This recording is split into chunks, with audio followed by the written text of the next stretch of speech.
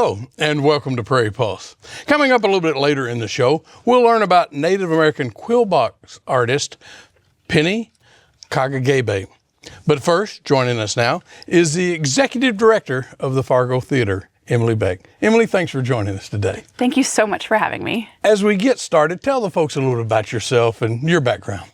Sure. I was born right here in Fargo, North Dakota. Spent the first few years of my childhood here, and then I grew up in Valley City. I came back to the Fargo-Moorhead area to attend school at MSUM, where I studied film history and criticism, and that's really when I started falling in love with the Fargo Theatre. And after my graduation, I worked for a few years for the Marcus Theatres Corporation, and then in 2008, I joined the Fargo Theatre team. Okay, 2008.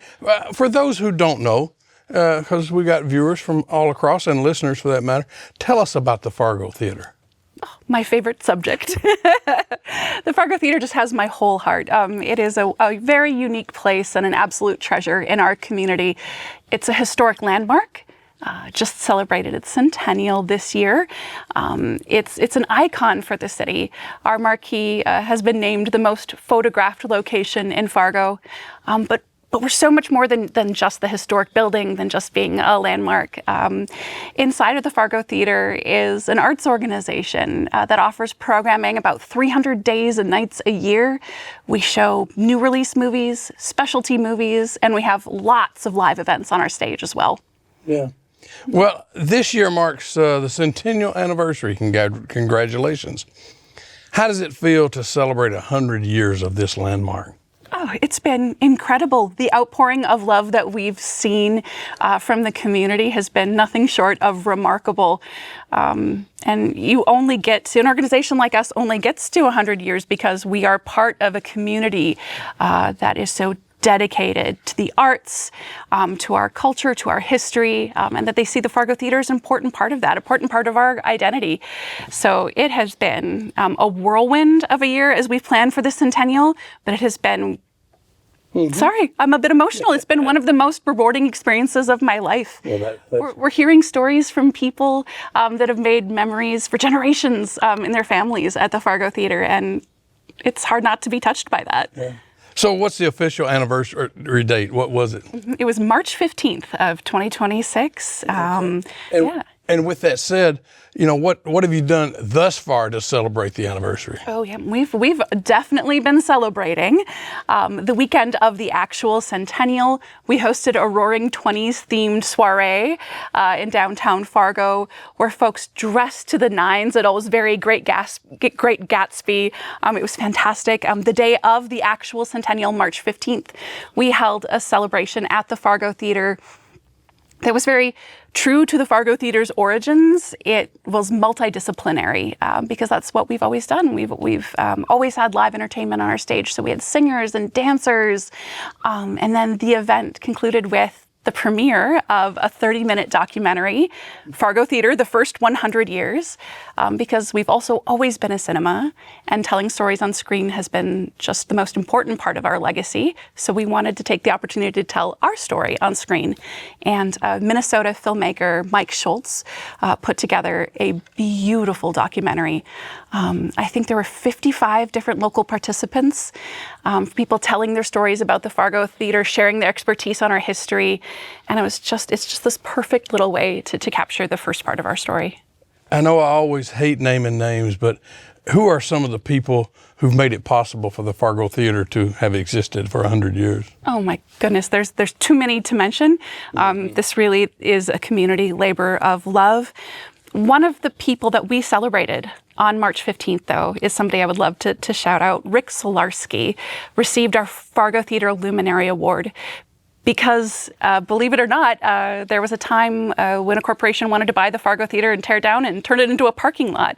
And Rick was amongst a group of folks with the Red River Theatre Organ Society that said, this is special, this is worth preserving and protecting, and Rick really took the lead on that. So he is one of so many people that's responsible for the theater still being here and still thriving. Of course, you've been talking about it, but put into words, how important would you say the Fargo Theatre is to the community? Well, obviously, I'm a little biased. But I think we've seen firsthand, especially with the centennial, how much it means to people. And it means different things to different people. Whether it's a place that they went with their family every December to watch the Blenders and they have those warm holiday memories with us, or we're a sign that says home to them. It's been pretty remarkable to see that outpouring. And for that matter, it contributes to tourism. It's not just Fargo-Moorhead people that go. You talked about the Blenders, but there are a number of events besides movies that you have there. Absolutely. We host about 80,000 people a year for different films and concerts and events. And so many of them are traveling from outside of our community to attend and be a part of that. We're very, very proud to be one of the anchors for our downtown community, our neighborhood, to be a part of the economy here, whether that is tourism, restaurants, hotels, shopping. Sometimes folks will come down for an afternoon at the movies and then maybe they'll take in a nice cup of coffee and do some shopping. We're so glad that we get to play a part in that. Yeah. Well, the historic landmark is part of it, and that's a part of the rich history. But you also added Theater B, the small theater. Can you tell us about that? Absolutely. In 2009, the theater expanded to a duplex. So that means we're a movie theater with 2 screens. Theater 2 is a part of an urban infill project led by the Kilbourne Group. So it's part of the same building. If you've seen Sandy's Donuts or Herbert and Gerbert's on Broadway, our Theater 2 is actually part of that same building. And that addition has been tremendous for our organization. It's allowed us to expand our programming in some really exciting ways. But the architecture and the landmark of the Fargo Theatre is still there, and so I don't detract from that. Recently, you held the 26th annual Fargo Film Festival. How did it go? It was a delight.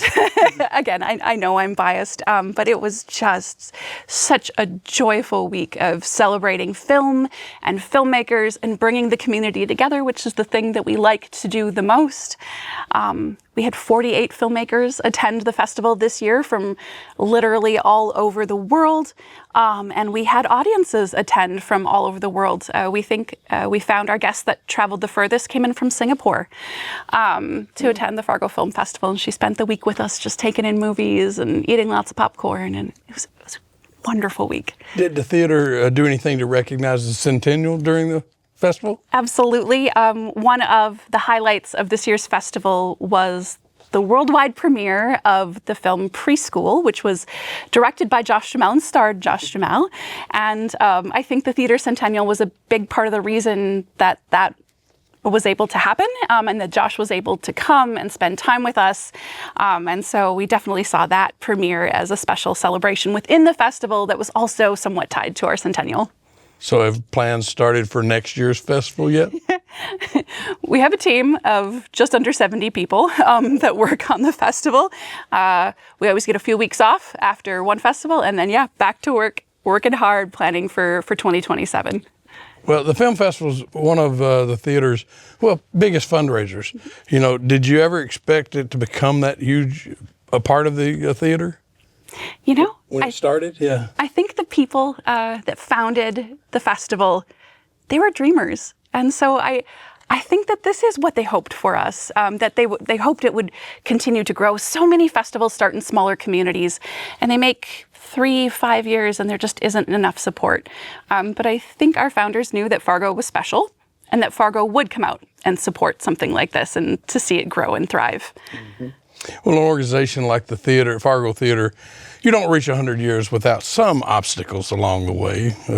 You mentioned the one about tearing it down for a parking lot, but what are some of the challenges that, the theater, and for that matter, any nonprofit arts organization faces?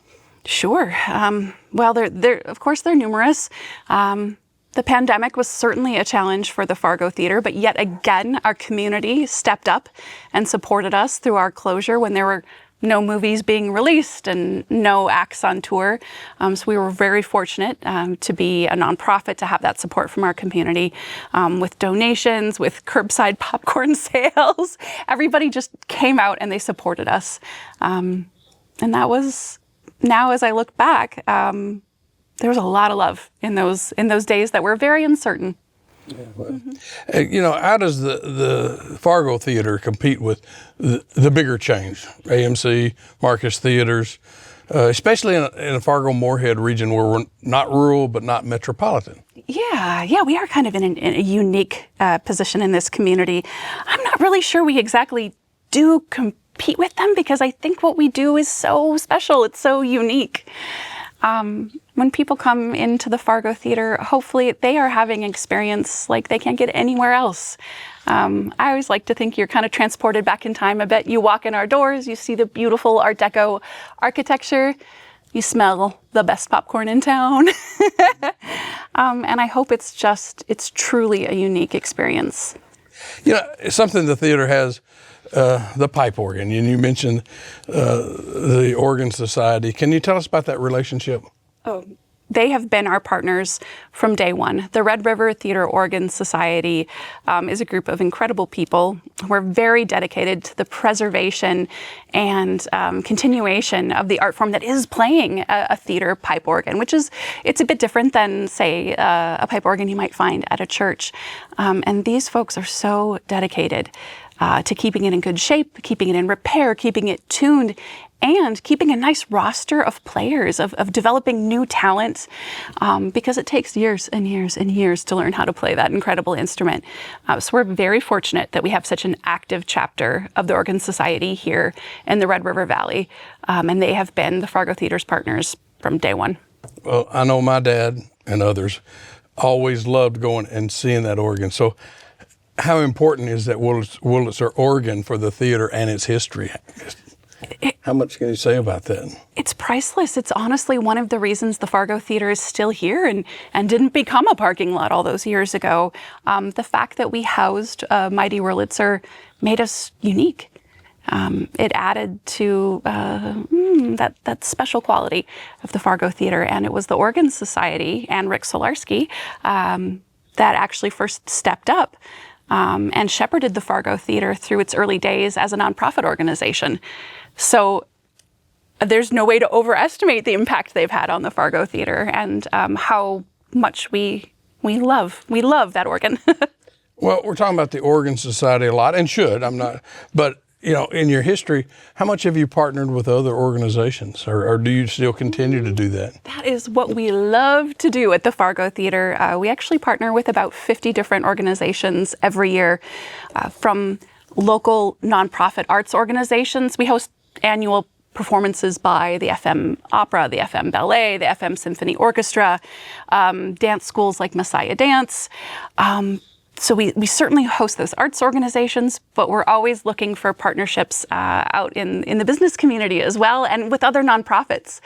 So, for example, every year we partner with Homeward Animal Shelter to produce the annual Cat Video Festival, which is a blast for families. It's about an hour and a half of hilarious internet cat videos, and then we have adoptable cats and kittens in the lobby that folks can meet and perhaps welcome into their homes if that's a good fit. And it's also a fundraiser for both of our organizations. So partnerships like that, whenever we can find a way where movies or the arts can help spread awareness, share a message, we are so thrilled to partner with other organizations. Well, Emily, I understand the theater is currently running a capital campaign for renovations. So tell us more about that. Sure.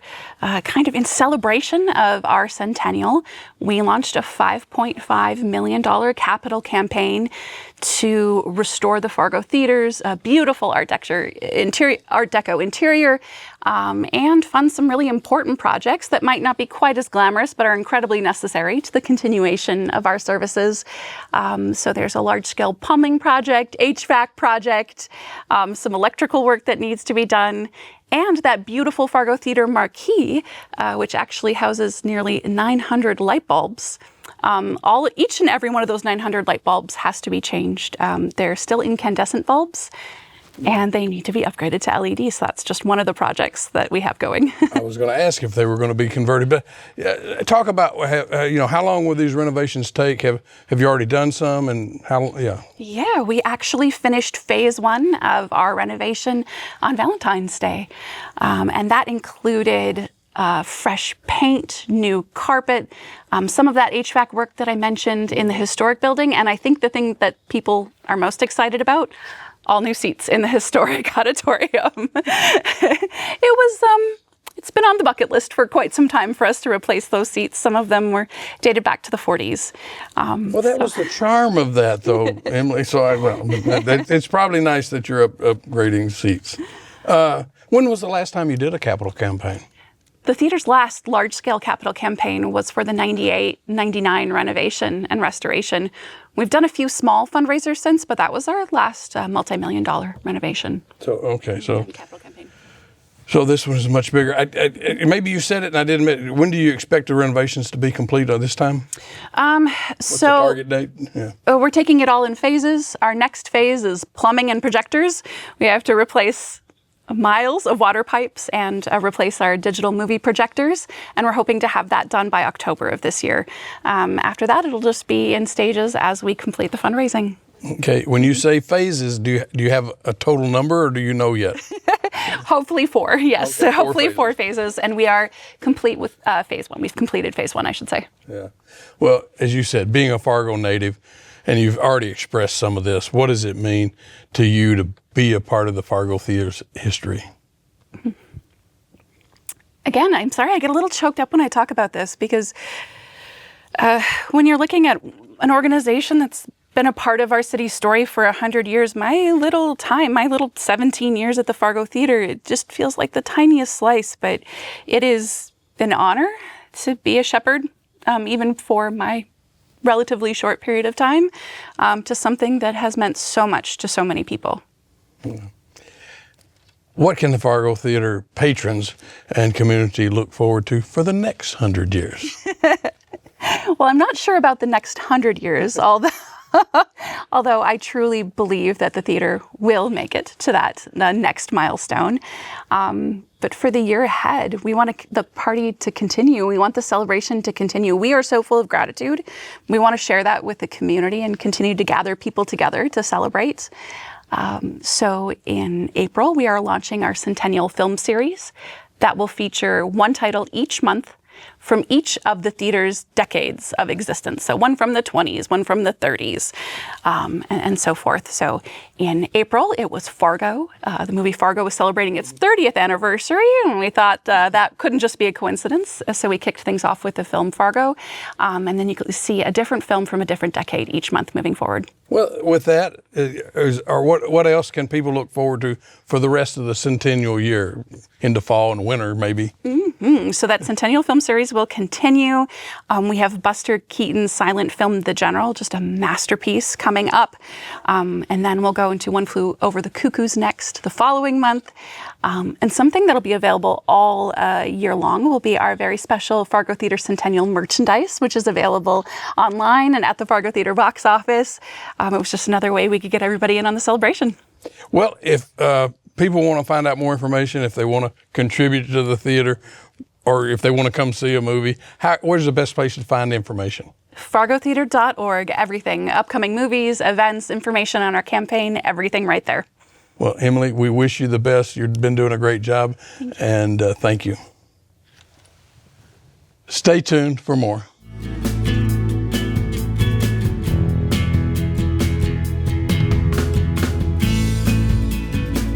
Penny Kagigebi has always loved art and knew what her path in life was the first time she saw a quill box. Each quill box and birch bark basket connect her to her Native American culture, and she combines her art with activism for her two-spirit relatives. There's a freedom in being your authentic self, and Penny strives to promote that freedom so everyone can find their path.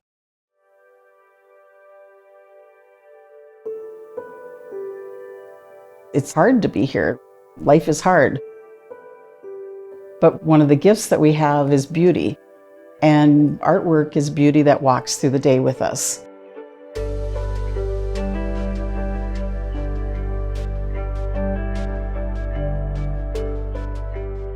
I was born in Mahnomen, raised on the White Earth Reservation, and have always lived near, on, or adjacent to the White Earth Reservation.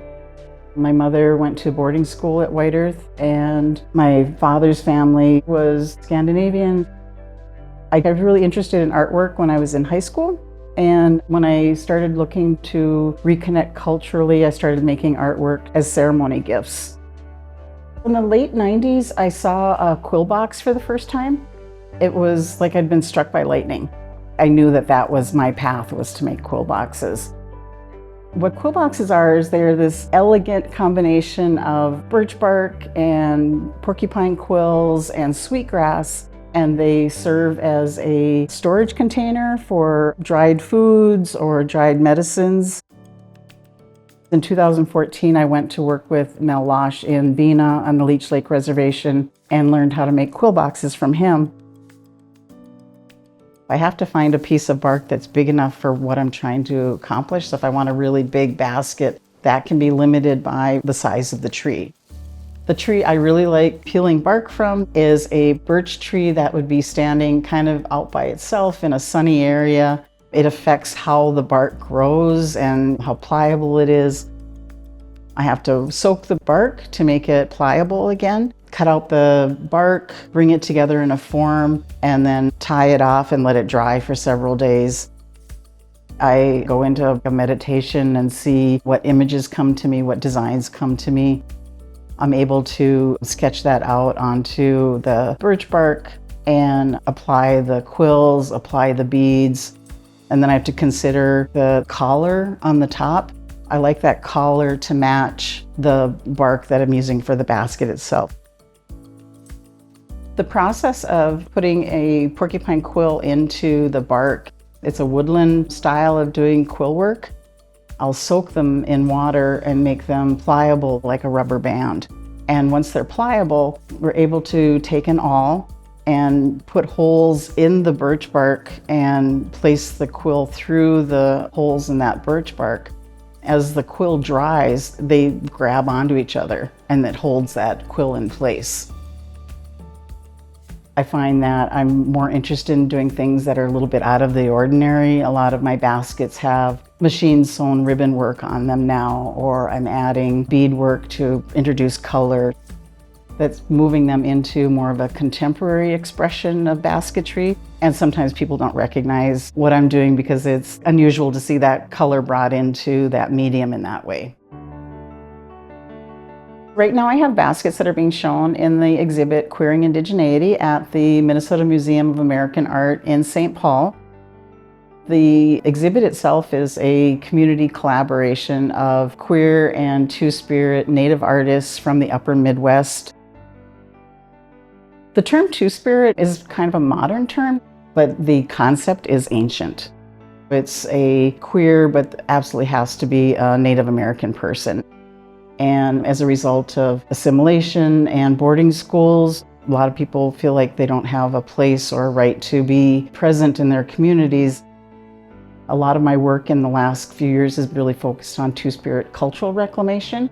So that is both the drawing in the knowledge and the understanding of the value and the celebration of Two-Spirit people, and also providing safe spaces and places for people to come and feel like they can just be themselves.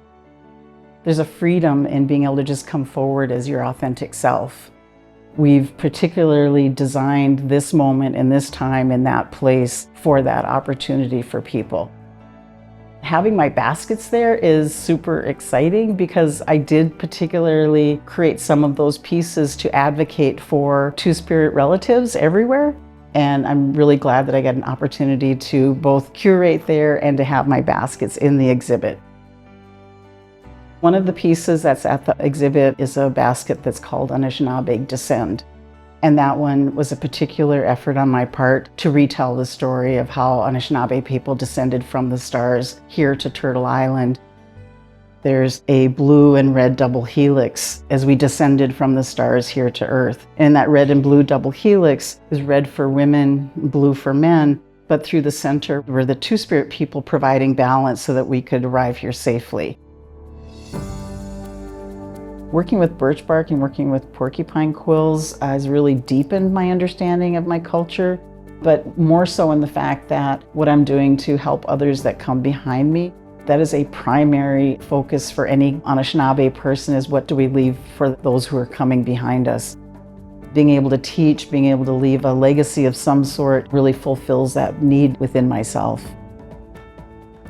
One of the things I've learned about making quill boxes and working in community is that each of us has a unique path. When I talk about feeling like I was struck by lightning the first time I saw that quill box, I think each of us has that within ourselves. We should look for the thing that lights us up, and we should go for that. Because I think that's how we know what it was that we came here to do. That's our path, that's where we're meant to go. That's what'll bring us joy, and that's where the freedom and being our authentic self comes in.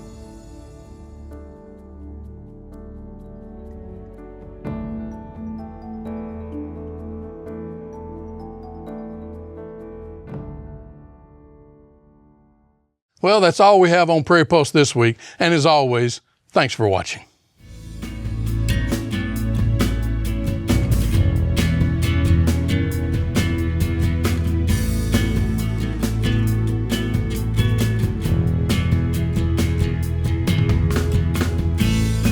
Funded by the Minnesota Arts and Cultural Heritage Fund, with money from the vote of the people of Minnesota on November 4, 2008. And by the members of Prairie Public.